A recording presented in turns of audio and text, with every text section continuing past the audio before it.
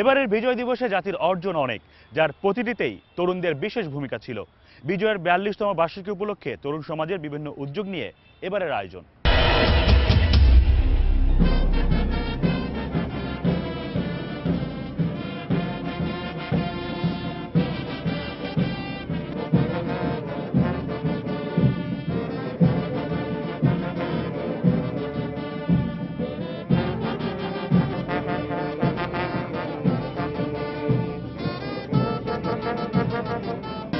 সাতাশ হাজার 117 জন কিশোর তরুণ, লাল সবুজের বিশ্বজয়ে যাদের অবদান। যে লাল সবুজ পতাকা 42 বছর আগে অর্জিত হয়েছিল, সূর্যের পানে তা মুখ তুলে হাসল আরেকবার। বিশ্বকে দেখানো হলো সর্ববৃহৎ মানব পতাকা। আমাদের এই অনুভূতিটা অনেক ভালো যে আমরা একটা দেশের কোনো কিছু জন্য ওয়ার্ল্ড রেকর্ড করতে যাইতেছি। বিশ্বের সবচেয়ে বড় জাতীয় পতাকা তৈরি করাতে অংশগ্রহণ করতে পেরে আমরা নিজেদেরকে অনেক গর্বিত মনে করছি। আমরা এত বড় একটা রেকর্ডের সাথে সংযুক্ত হয়ে পেরেছি এবং এটা খুবই গর্বের আমাদের জন্য। Guinness book of world records এ জায়গা করে নিতে দেশের তরুণরা জাতীয় প্যারেড গ্রাউন্ডে সমবেত হয়েছিল। পাকিস্তানের 24,000 মানুষের উপস্থিতিতে প্রদর্শিত পতাকার রেকর্ড ভাঙতে বাংলার তরুণ প্রজন্ম সফল করল এই অভিনব কর্মসূচি।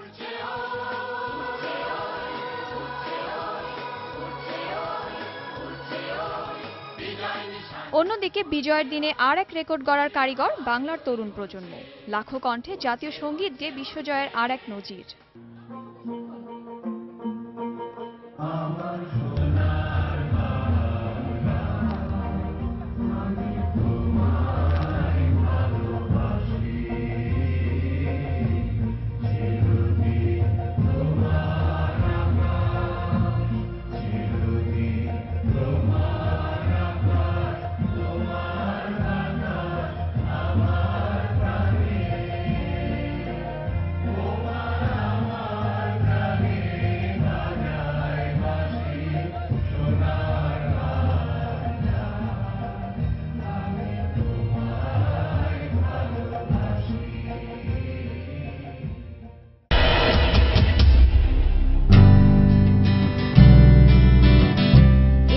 রাজধানীর অভয় বিনোদনী স্কুল সহ বিভিন্ন শিক্ষা প্রতিষ্ঠানের জাতীয় পতাকা, জাতীয় সঙ্গীতের প্রতি মর্যাদা প্রদর্শনের পাশাপাশি বিজয়ের নানা কর্মসূচি পালিত হয় এবং 42 বছরের মুক্তিযুদ্ধের ইতিহাসকে এই প্রজন্ম ধারণ করে এইভাবে।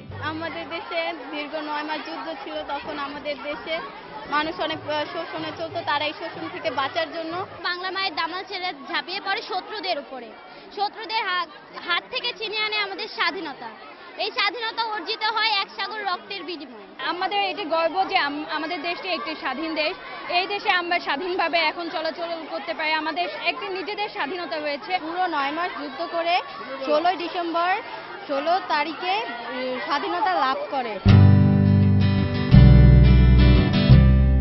কিশোর তরুণেরা অংশ নেয় বিজয় র্যালিতে। মুক্তিযুদ্ধের চেতনায় দেশকে এগিয়ে নেবার শপথও নেয় তারা।